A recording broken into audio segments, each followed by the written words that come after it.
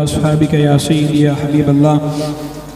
आप अलैहिस्सलातु वस्सलाम का इरशाद मुबारक है, आपने फरमाया मन रआ मिनकुम मुनकरन फलयुगय्यिरहु बियदिही फ़इल्लम यस्तति फ़बिलिसानिही व इल्लम यस्तति फ़बिक़ल्बिही वज़ालिका अज़अफ़ुल ईमान औ कमा क़ाल अलैहिस्सलाम।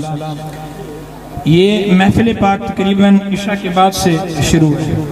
इसमें जितने भी अहबाब मौजूद हैं यकीनन अच्छी नीयत से यहाँ शामिल हुए हैं और आप अलैहिस्सलातु वस्सलाम के ज़िक्र खैर के लिए शामिल हुए हैं, लेकिन हमारी महाफिल बदकिस्मती से कुछ मफासिद पर मुश्तमिल होती हैं। यहाँ जितने भी अहबाब ने नात पढ़ी सब ने तकरीबन किसी ने दफ़ के साथ पढ़ी है, किसी ने पीछे अल्लाह का नाम बिगाड़ कर पढ़ी है, और ये कतन आप अलैहिस्सलातु वस्सलाम का ज़िक्र खैर नहीं है। आप अलैहिस्सलातु वस्सलाम जिनका मिलाद मना रहे हैं, हुजूर एक दफ़ा तशरीफ़ ले जा रहे थे तो आप अलैहिस्सलातु वस्सलाम के कानों में आवाज़ पड़ी कहीं से मज़ामीर की। मज़ामीर अरबी में कहते हैं ये जो गीत वगैरह के साउंड के इस तरह की चीज़ें होती हैं जिससे सुरें पैदा होती हैं या जिससे कुछ रक्स की सूरत पैदा होती है। तो आप अलैहिस्सलातु वस्सलाम ने अपने कानों में उंगलियां ठोंस ली और तब तक नहीं निकाली जब तक वहाँ से आप दूर नहीं चले गए। मैं यहाँ जब से आया हूँ सिर्फ इसलिए बैठा हूँ कि किसी तरह मुझे मौका मिले और मैं ये बात कह सकूँ, वगरना मैं 10 मिनट के लिए आया था। लेकिन यहाँ जो भी नात ख़ां आता है वो इसी तरह ही नात पढ़ता है। हज़रत हसन बिन साबित आप तमाम आप जानते होंगे, कोई बंदा मुझे दिखाए उन्होंने दफ़ के साथ नात पढ़ी हो, बड़ी हुजूर की मदद सराई की है। क्या दफ़ के बगैर नात पढ़ना मुमकिन नहीं है? बिल्कुल मुमकिन है, दफ़ के बगैर भी पढ़ी जा सकती है। फिर अल्लाह का नाम बिगाड़ के पीछे लेना अपनी आवाज़ बनाने के लिए, ये कहाँ की शरीयत है और कहाँ का दीन आप लोग सीख रहे हैं और कहाँ का जिक्र खैर कर रहे हैं? क्या इससे अल्लाह और उसके रसूल राज़ी होंगे?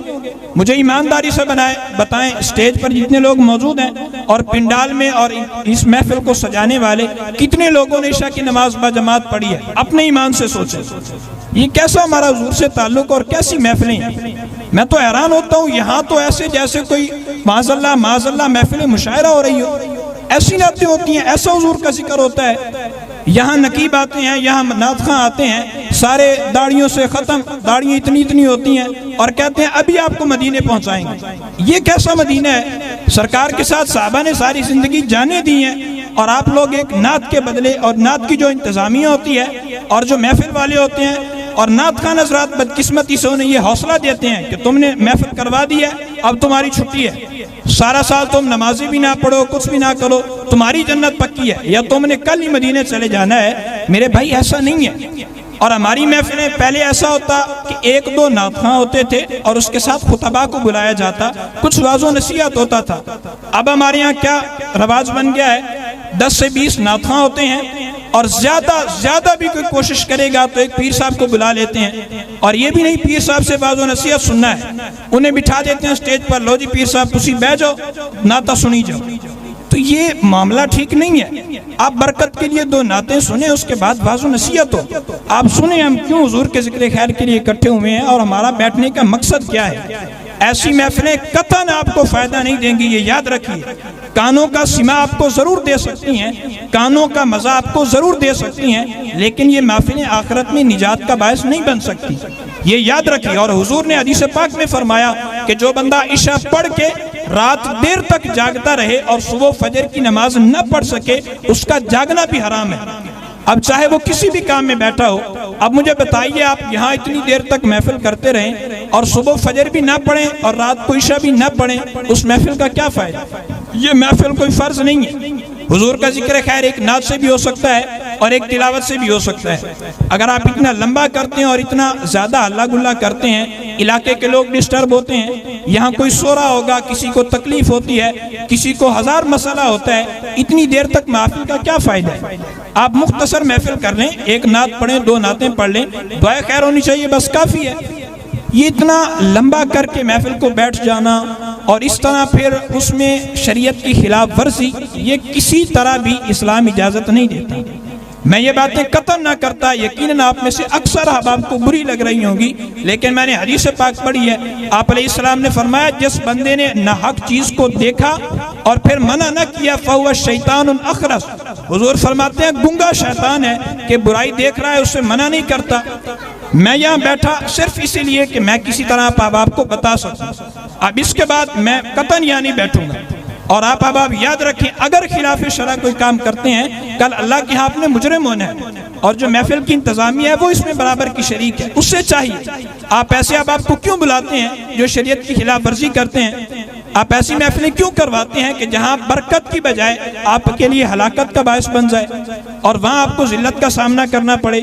नात खानों से मेरी गुजारिश है, अदबन मैं एहतरामन अर्ज कर रहा हूं कि नात जरूर पढ़ें, लेकिन शरीयत को मद्देनजर रखते हुए, शरीयत के मकासद को पूरा करते हुए। कोई खिलाफ शरा काम ना हो। दफ के साथ नात पढ़ना कतन कतन जायज नहीं है। मुल्ला अली कारी रहमतुल्लाह ताला अलैह ने लिखा है कि जो बंदा रक्स के साथ या दफ के साथ कुरान पाक पढ़ता है, कुफर करता है, बंदा काफिर हो जाता है। और जो नात पाक पढ़ता है, फरमाए ये भी कुफर के करीब करीब है, कुफर नहीं, कुफर के करीब करीब है। और तो अब मुझे बताइए, यहाँ जितने नात खानों ने पढ़ा, एक नात खान ने भी ऐसा नहीं पढ़ा या साथ दफ ना हो या अल्लाह के नाम को ना बिगाड़ा गया हो। अब ये पीछे जो जिक्र होता है, ये अल्लाह के नाम को बिगाड़ के पेश करते हैं सिर्फ अपनी आवाज बनाने के लिए। ये कहाँ की शरीयत और कहाँ का दीन आप लोग लेके बैठे हैं? ऐसी महफिलें नहीं होती। हुजूर के ज़माने में बड़े साहबा ने नात कही है, किसी एक ने दफ के साथ नहीं कही, किसी एक ने अल्लाह का जिक्र साथ नहीं करवाया, ऐसी कोई चीज़ नहीं की गई। तो आप से मेरी अदबन एहतरामन गुजारिश है, आप इस चीज़ को मद्देनजर रखें, महफिल ज़रूर करवाएं। एक तो इतनी तवील नहीं होनी चाहिए कि आप इतनी लंबी लेके बैठ जाएं कि सुबह उठ के फजर की नमाज ना पढ़ सकें या इशा की नमाज ना पढ़ी और महफिल में बैठे हों, इसका कोई फ़ायदा नहीं है। और हर वो काम जो अल्लाह की याद से गाफिल कर दे इंसान को, अल्लाह के फराइज से गाफिल करे, फुकाहा फरमाते हैं वो करना हराम है, चाहे जैसा ही काम क्यों ना हो।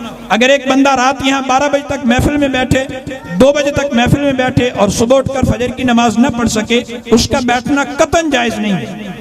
तो अब आप जो है सारे के सारे इस चीज़ को मद्देनजर रखें। यहाँ जो मौजूद हैं, जो स्टेज पर मौजूद हैं, जो बंदा खिलाफ शरा काम करता है मुजरिम होता है, और जो उसका इंतज़ाम करता है, इंसराम करता है, उसमें शरीक होता है, सारे बराबर के शरीक हैं। तो जो नात खान हजरात हैं, आप इंतज़ामी हैं, इस चीज़ को मद्देनजर रखें। दफ के साथ नात पढ़ना, जिक्र के साथ नात पढ़ना, ये किसी तरह भी दुरुस्त नहीं है।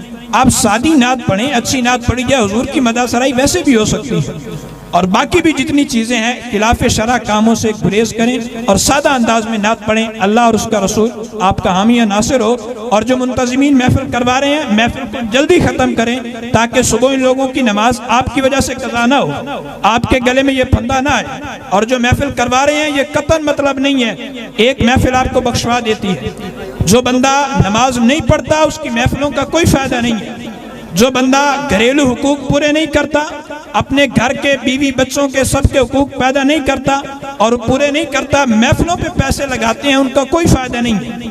आपका पड़ोसी भूखा हो, आप महफिल करवा रहे हो, कोई फ़ायदा नहीं है। उसकी मदद करें, ये आप पर फ़र्ज़ है, ये आपके लिए ज़रूरी है। महफिल करवाना ज़रूरी नहीं है। ये जो आप काम करवाते हैं, उन चीज़ों को खुदारा तरजीह दीजिए जो हमारे आप अलैहिस्सलातु वस्सलाम ने, हमारे आका ने हम पर लाजिम की है। हुजूर अलैहिस्सलातु वस्सलाम ने तो घर में कभी ऐसा नहीं हुआ, उम्मुल मोमिनीन फरमाती हैं, अगर हुजूर के पास 2 दिन का खाना, 1 दिन का रखा और 1 दिन का अल्लाह की बारगाह में दे दिया, गरीबों को दे दिया।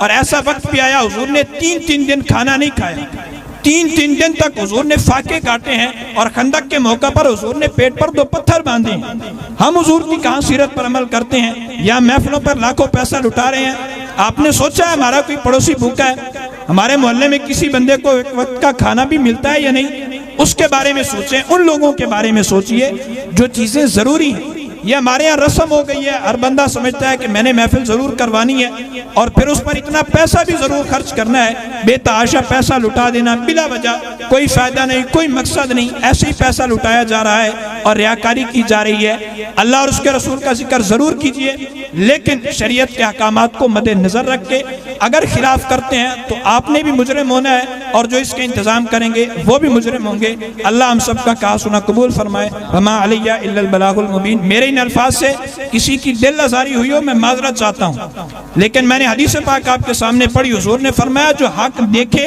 या गलत बात देखे, बयान न करे, गूंगा शैतान है। कल को क़यामत के दिन उससे पूछा जाएगा कि तुमने देखा और कहा क्यों नहीं, मेरी जिम्मेदारी थी, मैंने बता दी। आप अमल करें न करें, ये आपके जिम्मेदारी है और आपका काम है। अल्लाह मुझे तौफीक अता फरमाए। वमा अलैया इल्लल बलागुल मुबीन।